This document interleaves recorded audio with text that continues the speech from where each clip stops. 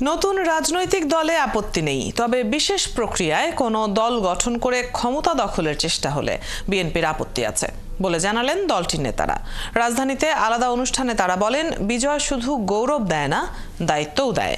চলমান সংকট নিরসনে সব দলের সাথে আলোচনায় বসে দ্রুত নির্বাচনের রোডম্যাপ ঘোষণা করতে আবারও আহ্বান জানান বিএনপি নেতারা। শফিকুল হকের রিপোর্ট। গণহত্যাকারী শেখ হাসিনা ও তার দোসরদের অরাজকতা সৃষ্টির প্রতিবাদে প্রেসক্লাবের সামনে দেশ বাঁচাও মানুষ বাঁচাও আন্দোলনের এই নাগরিক সমাবেশ। সমাবেশে অংশ নিয়ে বিএনপি নেতারা বলেন, দেশে ভয়াবহ ষড়যন্ত্র চলছে, এর থেকে বাঁচতে সবাইকে সতর্ক থাকতে হবে। আধিপত্যবাদী শক্তিকে অপসারণ করা না হলে গণতন্ত্র প্রতিষ্ঠা হবে না বলেও মনে করেন তারা। নতুন দল গঠনের মধ্য দিয়ে ক্ষমতা যেতে চায়, এটা আমাদের আপত্তি না।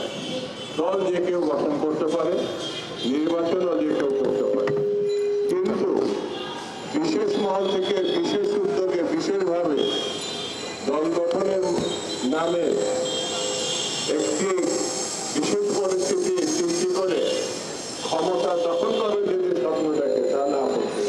এদিকে বিকেলে ইঞ্জিনিয়ারিং ইনস্টিটিউটে এক আলোচনায় অংশ নেন দলটির স্থায়ী কমিটির সদস্য নজরুল ইসলাম খান।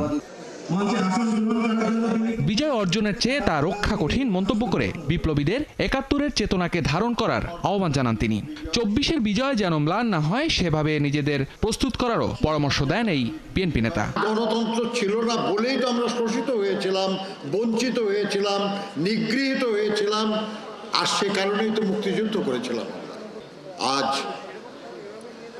সেই ৭১-এর বিজয়ের স্মৃতিকে ধারণ করে